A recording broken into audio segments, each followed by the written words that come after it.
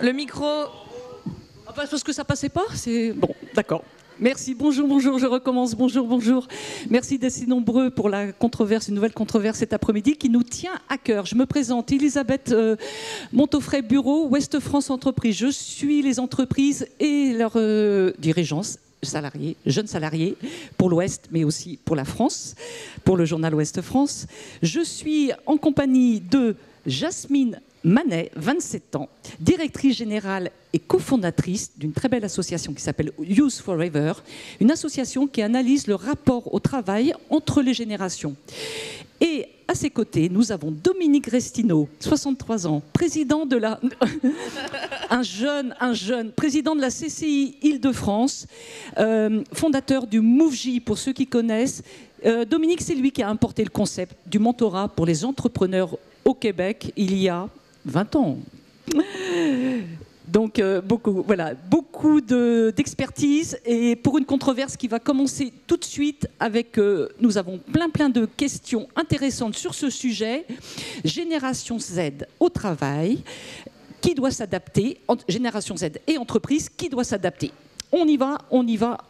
Alors, la première question. Alors, de nos jours, est-ce que vous trouvez, vous deux, entre entreprises et jeunes salariés, les droits et devoirs, ils ont changé? Mais c'est mieux avec le micro, Dominique, j'ai fait l'erreur. Non, je ne crois pas. En clair, pour moi, il y a toujours la relation employeur-employé. Après, ce qui a changé, c'est l'ensemble de l'environnement. C'est le monde dans lequel on évolue, à une vitesse supersonique, avec des outils que moi je ne connaissais pas à son âge, ça n'existait pas, et avec des attentes qui sont différentes. Mais il faut quand même un cadre pour pouvoir se comprendre et être d'accord sur quelque chose. Même si dans un contrat de travail, il y a toujours, bien sûr, ce lien de subordination. Voilà. Ok.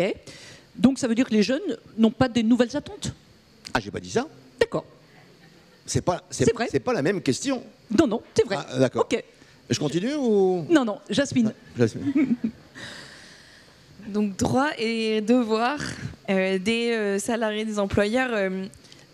Donc, pour me présenter un peu plus en détail, l'association que j'ai cofondée il y a 2 ans et demi, un de nos métiers, c'est d'être un observatoire. Donc, on produit des études sur le rapport au travail des générations, et notamment de la jeune génération, un peu comme une loupe grossissante sur les tendances de l'époque. On va parler de télétravail après. Ça fait partie un petit peu de ces grands sujets qui reviennent beaucoup. Et en effet, je rejoins Dominique, il y a un champ de contraintes qui peut-être change un peu les règles du jeu, avec des crises à traiter, démographiques, environnementales, politiques en ce moment, d'un ensemble, d'un champ de contraintes qui peut-être bouscule un petit peu les règles du jeu et d'un droit qui parfois est un peu en retard. Et en l'occurrence, je parlais de l'Observatoire parce qu'on a la dernière étude qu'on a publiée en avril dernier était sur les contrats de travail nouvelle génération, où on s'est posé la question, alors qu'on dit fin du CDI, apogée de l'entrepreneuriat, est-ce que les jeunes ceci, cela, on s'est posé la question de est-ce qu'on parle vraiment d'innovation contractuelle, de relation de travail qui a changé, et la réponse est en effet plutôt non. En fait, ce qui change, c'est la forme, et c'est ce qui se cache derrière. Donc je pense que c'est ce qu'on va décortiquer ensemble. Et donc, très bonne transition.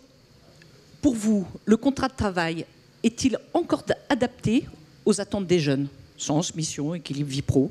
Le contrat de travail, on le remet en cause ou non? Vous voulez que je commence?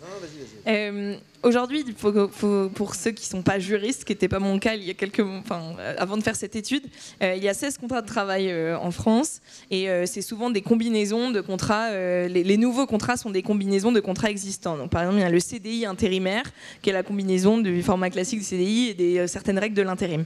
En fait, l'objectif du législateur, c'est de créer des conditions pour coller à la réalité du terrain et s'adapter sur les conditions de travail. Néanmoins, là, on voit un désalignement, et notamment chez les plus jeunes, c'est entre les contraintes du travail, donc les questions sur le lieu de travail, sur le temps de travail, sur les tâches qu'il faut faire au quotidien, et les contreparties. le salaire, la sécurité, la stabilité, la retraite, peut-être qu'on peut le mettre dans le lot. Et la promesse, entre guillemets, n'est plus tout à fait la même, n'est plus tout à fait tenue. Et donc, quand on parle notamment de fin du CDI ou pas, la question se pose. Les chiffres montrent que non, c'est sûr que non. Parce que le CDI n'est pas maintenant un Graal, parce que je veux un CDI absolument, parce que c'est le contrat à avoir pour montrer que j'ai réussi. En fait, le CDI, non, c'est un système de garantie, c'est une sécurité, c'est un accès peut-être au logement plus facile, c'est un accès à un prêt quand on en a besoin, etc., etc. Donc en fait, le CDI, c'est plus un moyen et plus le Graal, un statut, quelque chose qu'il fallait avoir pour avoir le CDI. Donc derrière, les attentes, elles ont évolué. Néanmoins, on revient quand même à des fondamentaux, d'autant plus quand la conjoncture se retourne un petit peu. Pour beaucoup, il faut déjà travailler, il faut avoir un logement, il faut peut-être avoir une voiture, c'est la base. Et derrière, on va peut-être se poser la question du sens, de mots qu'on a beaucoup entendus. Et je pense là, il faut bien préciser de quel jeune on parle, et où on parle, et quand, et à quel moment de son parcours professionnel, parce que les réponses à ces questions vont beaucoup changer. Alors moi je pense qu'il faut qu'on garde cette notion de contrat de travail. Après il y a deux choses, il y a deux mots qui ont été utilisés. Le sens, et depuis un certain nombre d'années, le sens est revenu en première place, notamment à travers cette jeunesse, mais pas que à travers cette jeunesse. Et puis il y a l'adaptation de la vie de ce qu'ils souhaitent. Petite note, la flexibilité horaire, vous avez parlé de la semaine de 4 jours, on peut parler du télétravail bien sûr, les clauses de multi-activité, les congés solidaires, il y a plein de choses. Moi, il me semble que c'est des aspirations. Alors tout d'abord, c'est bien quand une entreprise peut le faire. Est-ce qu'il faut le mettre dans le contrat de travail? Je voudrais juste vous donner un chiffre.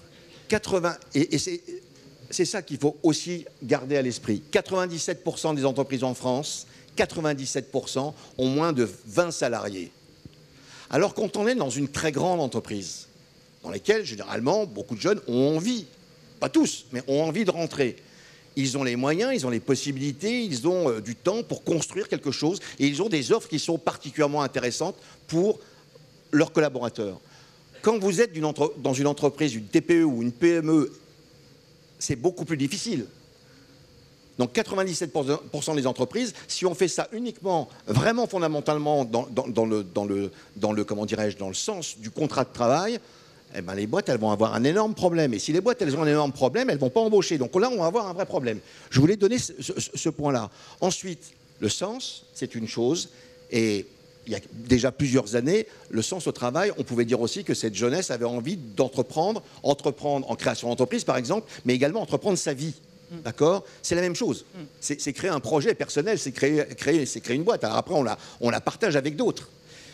Mais il y a deux notions qui sont différentes. Il y a de l'adaptabilité. Ce que je pense, c'est que, je crois, je peux avoir mes convictions, c'est qu'on a besoin de souplesse. Et cette jeunesse, parce qu'elle est intelligente, elle est informée, elle a besoin de souplesse. Et elle dit, moi, je voudrais de la souplesse. Est-ce que c'est du télétravail? Il y a même des jeunes qui... C'est plus une option le télétravail pour vous? Non, actuellement, c'est plus une option le télétravail. Pardon? C'est une option, c'est plus une option le télétravail. Non, c'est plus une option. Après, attendez, c'est plus une option. Est-ce qu'on peut, dans le bâtiment, faire du télétravail? Je ne suis pas sûr. Oui. Est-ce qu'on peut, quand on sert dans un resto, faire du bâtiment? Je ne suis pas sûr. Je suis même certain, d'ailleurs. D'accord? Donc, le télétravail, ce n'est pas pour tout le monde, d'une part. Ensuite, il y en a qui n'ont pas forcément envie de passer 3 jours de télétravail. Ils ont envie. Et puis, moi, je prends... à la Chambre de commerce, par exemple, on a 2000 et quelques collaborateurs. Mais quand on intègre quelqu'un, surtout quand il est plus jeune, il y a une adaptation à avoir. Il faut l'accompagner dans sa prise de poste. Quand il est tout seul dans son coin, chez lui, c'est quand même pas simple pour intégrer. Par rapport à ce que vous dites, est-ce que justement, partage de la valeur en entreprise, c'est quoi? C'est de l'argent, des actions, de l'actionnariat, ça se développe énormément. C'est du temps libre. C'est du temps pour des engagements sociétaux comme des jeunes le demandent actuellement. Autre chose, est-ce que la partage de la valeur, c'est là où ça peut se jouer maintenant, justement, peut-être sur des différences en contrat de travail? Ma réponse est presque la même que celle de Dominique. En fait, ça dépend. C'est embêtant, ça, pour une controverse. Voilà. Mais on va ne pas être d'accord, on va trouver. En l'occurrence, je pense que la notion de souplesse, elle est très intéressante parce qu'on a souvent parlé de notion d'équilibre de vie pro, vie perso, comme le combat de la génération Y puis de la génération Z. Je suis pas tout à fait d'accord. En fait, moi, ce que je vois beaucoup, c'est plutôt une intégration, c'est une souplesse, c'est une agilité de pouvoir, répondre à ses potes quand on est au boulot et que ce soit pas noir et blanc en fait, parce que la réalité ne l'est pas et le Covid nous l'a montré et le télétravail forcé peut-être aussi l'a démontré. Le télétravail, comme plein de conditions, le problème de ces avantages-là, c'est que ça reste des avantages et qu'on perd un peu le sens profond du travail, à mon avis. Mais et quand on va en entreprise... Partage de la valeur, sur les autres, partage de la valeur, comment En fait, on en revient à ce que je voulais dire, aux fondamentaux du travail. De qu'est-ce que ça veut dire travailler pour moi. Pour certains, c'est très important et donc je veux être associé et donner un supplément de moi-même à l'entreprise pour laquelle je travaille ou à l'entreprise que j'ai fondée si je suis entrepreneur. Donc là, partage de la valeur, c'est presque non négociable parce que je contribue et en contrepartie, je veux être rétribué. Néanmoins, pour beaucoup, le travail, c'est un travail alimentaire, c'est un moyen d'eux, c'est un parmi plusieurs boulots. Et là, le partage de la valeur, la question se pose beaucoup plus en fait, peut-être que je vais y passer 2 ans, 3 ans, que c'est plus une école pour moi que l'inverse. Et donc, je pense qu'il faut aussi ouvrir différents profils, différents scénarios, comme on l'a fait sur l'expertise par rapport aux parcours managériaux. On a permis à certains de ne pas devenir manager pour être plutôt expert. Là, on peut faire des parcours différents, de partager la valeur qui sont peut-être plus subtils, plus par catégorie en fait, en fonction des aspirations de chacun, mais permettre à ceux qui le souhaitent de pouvoir. Et ce n'est pas que l'argent, le partage de la valeur. C'est également une prise en considération. Cette jeunesse a envie de pouvoir compter. En plus, alors, les gens qui ont mon âge dans la salle, il y en a, j'en vois, on leur a dit, ou nos parents à nous, on dit à cette jeunesse, même la Y un petit peu avant, vous savez, vous n'allez pas pouvoir rester dans la même société pendant tant de temps, il va falloir travailler sur votre employabilité. Évidemment, elle est intelligente, elle est informée à la vitesse supersonique, j'ai envie de dire. Ils ont compris, donc ils travaillent à leur employabilité et ils sont très intéressés également à pouvoir compter. Elle se considère comme particulière. Je voudrais revenir sur ça parce qu'on l'a un peu passé tout à l'heure. Il y a une étude qui est sortie qui dit que 86% de la génération Z se considère comme particulière. Moi, au départ, je me suis dit, oui... C'est un jeune, quoi. Pardon ? C'est un jeune, il n'est pas vieux, quoi. Ouais, je me suis dit, voilà, c'est un jeune. Moi aussi, j'ai 20 ans, d'accord ? C'était en temps, certes. Sauf que il y a un chiffre qui est extrêmement intéressant. Pour la même question, en 1957, là, il y a un paquet dans la salle qui n'était pas là, hein, d'accord ? En 1957, ce chiffre de 86% de cette génération, cette jeune génération qui se considère aujourd'hui comme particulière, eh bien, il était à 12%. Et là, on voit qu'il y a un vrai changement, une vraie prise, un vrai besoin de prise en considération. Je ne sais pas si je suis très clair pour la salle, mais en clair, cette génération, elle veut pouvoir compter. C'est pour ça que j'ai fondé le Movie d'ailleurs. Hein. Ouais, elle veut si je peux ajouter quelque chose.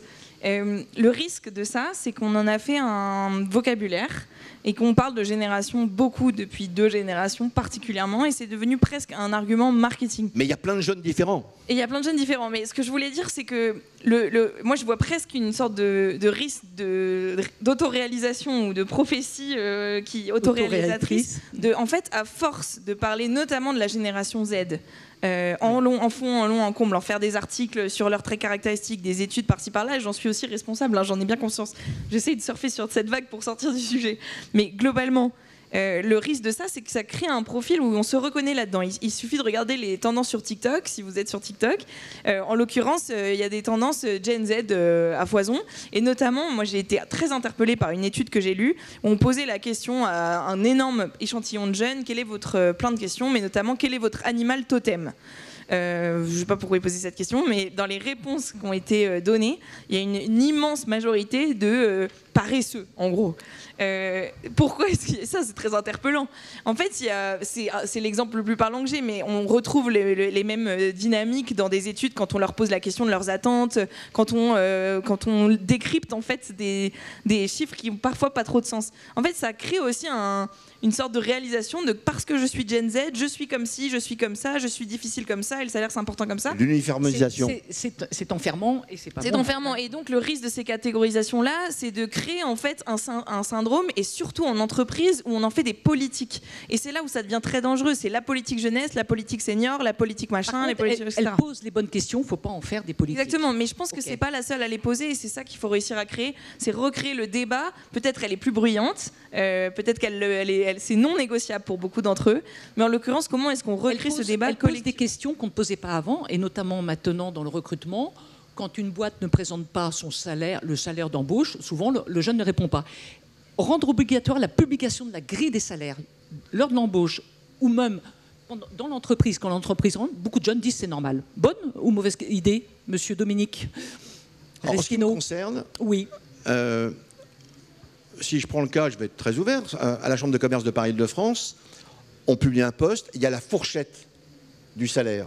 Ce que je crois, c'est qu'il y a autant de diversité dans cette fourchette, de diversité de parcours, qu'il peut y avoir des modifications de salaire, quand on est dans une fourchette, bien évidemment.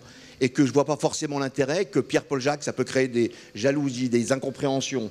Donc moi, je suis pour une fourchette de salaire, d'ailleurs, dans la publication des postes, très souvent c'est fait, sur les job boards. Et mais est-ce qu'on peut avoir la fourchette de salaire dans tous les postes ? Alors, pour avoir le salaire d'un tel, okay. Moi, c'est non. D'accord. Mais par contre, la fourchette de salaire dans tous les postes ? Oui, j'ai pas de problème, moi. Okay. Jasmine. Je connais autant d'exemples qui pourraient être des bons exemples que des contre-exemples. Nous, ce qu'on voit beaucoup, c'est évidemment la transparence, mais dans les salaires, mais comme ailleurs. Hein, ailleurs comme valeur cardinale dans les attentes. Et moi, la première, d'essayer de réduire ce décalage qu'on peut percevoir entre dedans, dehors, et puis une fois dedans, entre ce qui se passe entre les uns et les autres. Et les langues se délient assez facilement. Donc, comment est-ce qu'on contribue à ça ? Derrière, dans cette transparence-là, il faut quand même être pragmatique et réaliste sur la capacité d'entreprise à faire ce changement-là du jour au lendemain.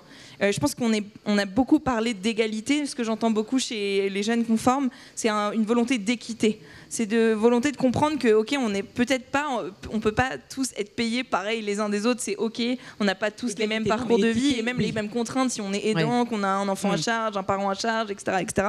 Mais comment est-ce qu'on est transparent sur la politique salariale et sur la façon dont elle est définie et surtout dont elle est revue ?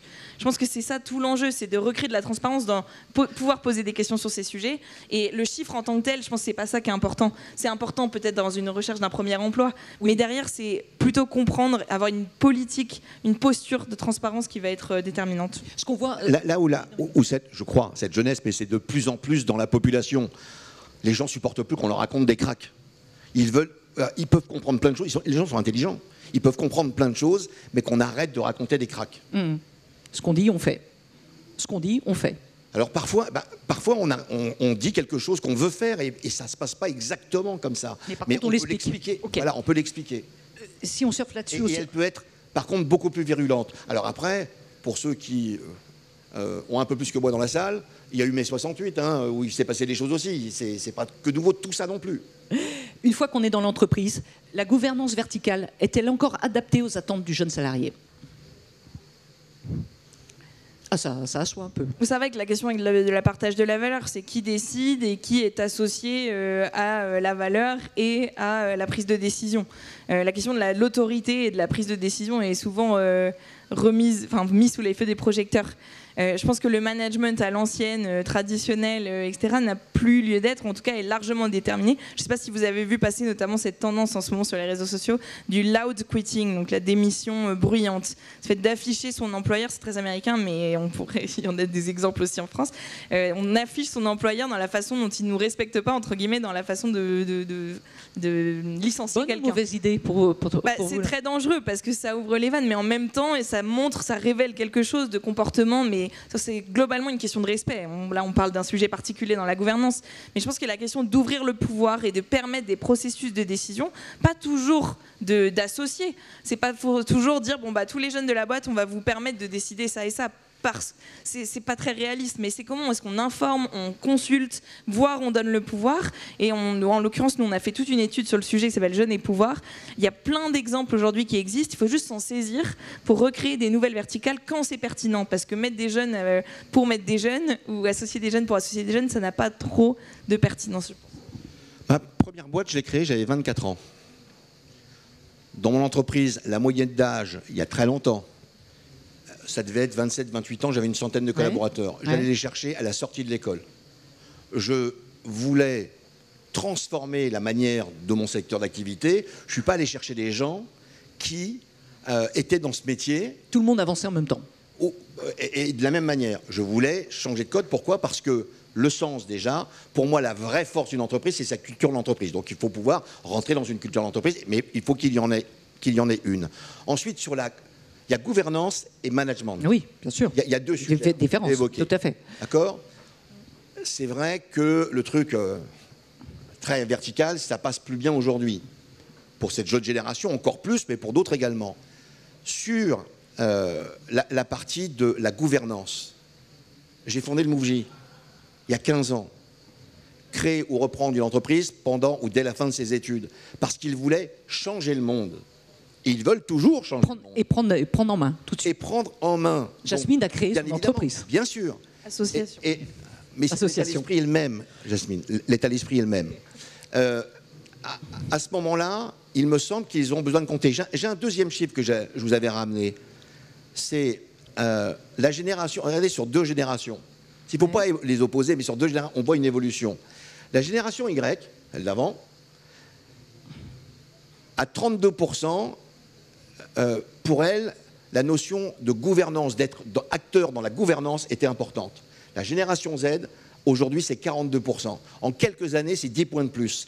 Donc, ils ont tout... C'est encourageant. Pardon? C'est encourageant. Mais oui, c'est encourageant. Pourquoi? Parce que si on veut des beignets oui-oui, bah, continuons comme ça. En clair, qui est-ce qui doit transformer et qui va transformer notre monde, notre société? C'est pas moi. C'est eux. C'est elle. C'est eux. Et c'est eux. Ils sont jeunes, hein, quand même. Donc, avec des outils d'aujourd'hui, avec des choses qui vont très très vite, ils sont digital natives. Certes, il reste 2 minutes, pas de problème. Et une dernière question, et c'est super. On est parfait. Non, vas-y, finis. Et donc, en clair, c'est à eux de prendre ça maintenant. Et vous partirez pas sans que je vous l'ai dit. 97% des entreprises en France ont moins de 20 salariés. Ça veut dire que, attention, il faut pouvoir le faire et toutes les boîtes ne peuvent pas le faire. Il faut accompagner la responsabilité, parce que c'était la question. Le jeune doit le comprendre. Qui doit s'adapter? Les deux, mon capitaine. Le jeune doit le comprendre aussi, que la boîte peut pas tout faire. Et le jeune doit le comprendre. Par contre, ça veut dire que c'est une discussion. On est quand même dans le pays où il y a des vacances, il y a tout ça. 2 minutes, et la dernière question, devant toutes ces attentes, et on les a très bien, je pense, balayées. Donc, c'est aux dirigeants d'innover ou au droit de travail aussi d'avancer. Parce que ce que tu dis sur les TPE, et si le droit de travail oblige un peu, il n'a pas tout à fait le choix. Jasmine? C'est un 1 minute chacun. Hein. Non, ce que tu as dit, en fait, c'est mon combat. C'est la question qu'on essaye de poser. Nous, c'est pas quels avantages, quel niveau de salaire, quel, je sais pas, baby-foot, quels locaux, enfin, peu importe, en fait, à la limite. Ouais. La question, c'est celle-là, c'est une fondamentale, c'est qui va le faire, en fait. On parle de transformation, on parle de transition, on parle de nouvelles technologies, on parle de démographie, on parle de politique, on parle de transition environnementale, on parle de délégation jeunesse, et chacun est engagé pour essayer de contribuer un petit peu à faire de ce monde un monde dans lequel on se projette et dans lequel on a envie de vivre. La question, c'est dans ce contexte-là, avec ce champ de contraintes-là, qui va le faire ? Et avec quels moyens? Donc quelle entreprise, quelle association, quel niveau là? Et donc là, ça va se jouer à tous les niveaux. Et le droit du travail, on l'a vu, est en retard. Il est obèse, il est très conséquent, il est jargonneux, il est difficile à appréhender. Il faut que le droit bouge, mais pour ça, il faut lui donner des exemples. Il faut créer des nouveaux récits, des nouvelles façons d'entreprendre, des nouvelles façons de gouverner, des nouvelles façons de décider. Et ça va se jouer dans le travail de chacun. Mais pour ça, il faut responsabiliser les gens. Et notamment les plus jeunes qui, par nature, sont souvent au premier niveau de l'échelon et qui se sentent pas à leur place, ou ça, c'est pas la peine, en fait.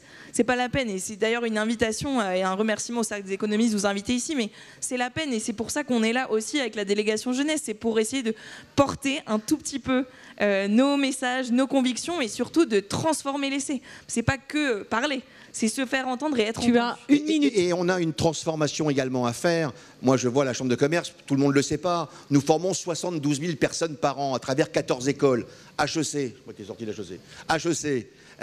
Les SEC, mais des CFA aussi, des CFA également, aussi, tout le monde. Et donc, à l'intérieur de tous nos programmes, on met des modules d'entrepreneuriat. Nous avons les incubateurs. On a également on met des programmes autour de la responsabilité sociétale des entreprises, la RSE. C'est un devoir que nous avons avec le parcours que nous avons, parce qu'il faut pouvoir leur laisser ce chemin. Maintenant, parce que c'était la question de fond, qui est-ce qui doit s'adapter? Les deux doivent s'adapter, et cette jeunesse, elle doit comprendre que tout n'arrive pas tout seul facilement. Et l'entreprise doit les entendre. Et on doit évoluer. Vous savez, il y avait un sujet, on avait une question qu'on n'a pas traitée, c'était une question sur le logement et tout ça. Michelin, dans les années 50, Michelin, il avait les maisons pour loger ses collaborateurs. Bien sûr. On revient aussi parce qu'il y a des besoins à certains moments. Je suis obligé de faire mon rôle. Oui. C'est fini, c'est trop court, une demi-heure, mais c'est une controverse. On a des pistes et j'espère que vous avez eu des réponses. Merci. Merci.